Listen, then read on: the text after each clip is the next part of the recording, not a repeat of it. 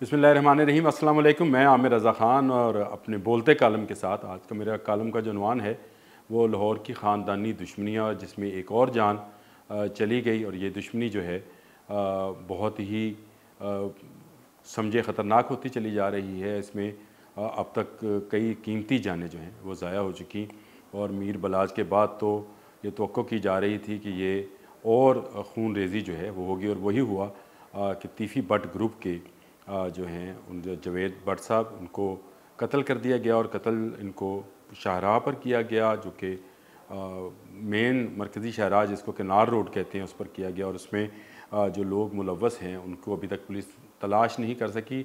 नामज़द ज़रूर हो गए उसमें, लेकिन ये ख़ानदानी दुश्मनियाँ जो हैं ये कैसे परवान चढ़ती हैं और लाहौर में कौन कौन जो है ख़ानदानी दुश्मनियाँ जो है वो कर चुका और कितने लोग कत्ल हुए, ये आज का मौजू है। जिसमें सबसे पहले मैं ये ज़िक्र कर दूं कि ये जो लड़ाई है जो कि इस वक्त बिल्ला ट्रक्का वाला और तीफ़ी भट्ट से शुरू हुई थी, जो कि एक मामूली से मुर्शिद रज़ा के प्लॉट से शुरू हुई और वहाँ पर कहा ये जाता है जो कि वहाँ पर बिल्ला पहलवान जो कि शालमी में अड्डा चलाते थे, इसलिए उनको बिल्ला ट्रक्का वाला कहते थे, उन्होंने एक थप्पड़ रसीद किया।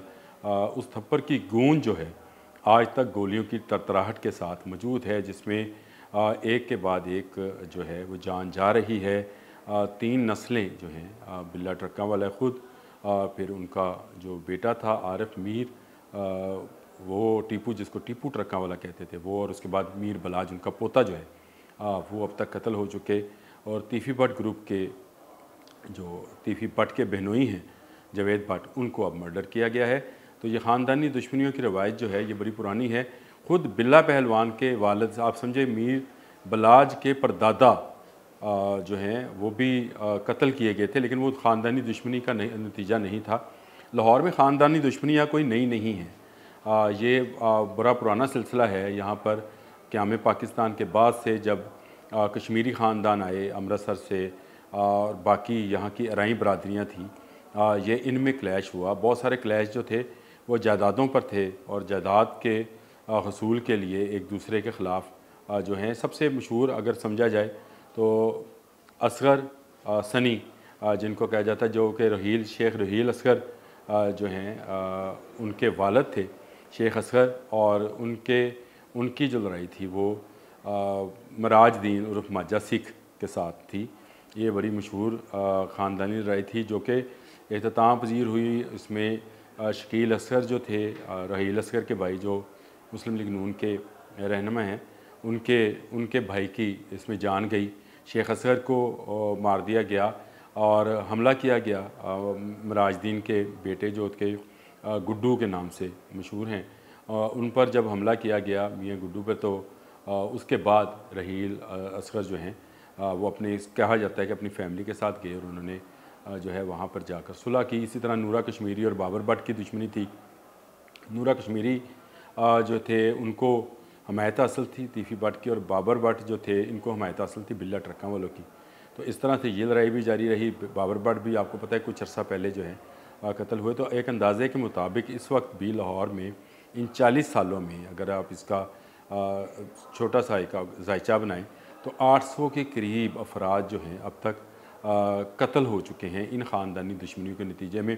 इसमें बहुत सारे दूसरे करैक्टर भी और मौजूद रहे, जैसे MSF के अरशद अमीन चौधरी थे, आतिफ़ चौधरी थे, लेकिन ये सारे टूल के तौर पर यूज़ हुए।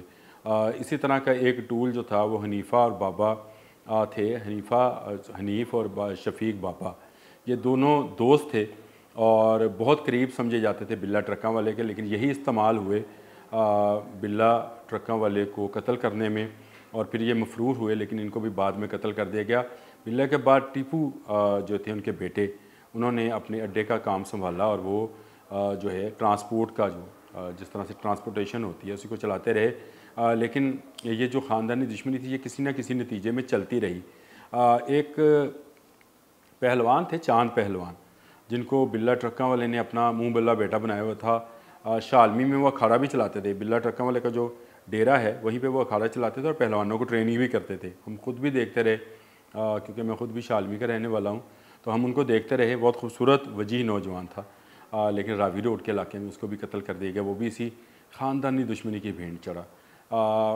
टीपू भी काफ़ी हिफाजत में रहते थे, लेकिन एक मरतबा जब बाहर से आ रहे थे, ये 2010 के शायद वाक़या है, और एयरपोर्ट पर उनको किराए के कातिल के ज़रिए कत्ल करा दिया गया, जिसके बाद बाहर पढ़ने वाले मीर बलाज को जो है अपने बाप की नशीसियाँ, अपने दादा की नशीसियाँ, अपने परदादा की, जो इनका ख़ानदानी काम यही है, तो उन्होंने वो संभाली। और ये उसके बाद मीर बलाज जो हैं उनको कत्ल किया गया। एहसन शाह जो उसके मुखबर थे, जो बकौल पुलिस के मुबीना तौर पर वो गिरफ़्तार हुए, बाहर से आए, गिरफ़्तार हुए, और चंद रोज़ पहले ही पुलिस की हिरासत में ही उन्हें कत्ल भी कर दिया गया। जिसके बाद इस दुश्मनी में मज़ीद जो हैं वो खून रेज़ी नज़र आ रही थी। गो तीफ़ी भट्ट ने यह बयान दिया बाहर से बैठकर कि वो इसमें इन्वॉल्व नहीं हैं किसी भी कत्ल में, ना मीर बलाज के, और वो ये नहीं चाहते हैं। लेकिन जो उनके बेनोई है जावेद भट्ट, उनका भी नाम था उस ज़िमनियों में या उस FIR में जो दर्ज की गई थी मीर बलाज के कत्ल के हवाले से। तो 2 रोज़ पहले जो है उनको भी कत्ल कर दिया गया।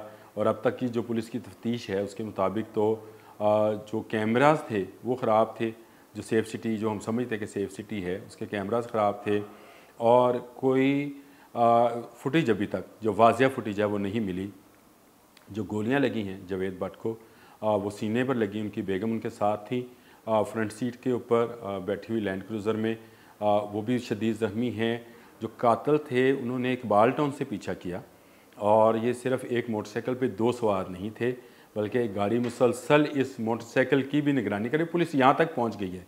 और उन्होंने जावेद भट्ट के बेटे के मुद्दईयत में मुकदमा भी दर्ज कर लिया है, जिसमें नामज़द किया गया है बलाज के, मीर बलाज के भाई को, और उनके एक दोस्त हैं उनको जो है वो कैसर भट्ट, उनको नामज़द किया है। ये कैसर भट्ट जो हैं, जो मैंने बाबर भट्ट का जिक्र किया था, ये उसके भाई हैं।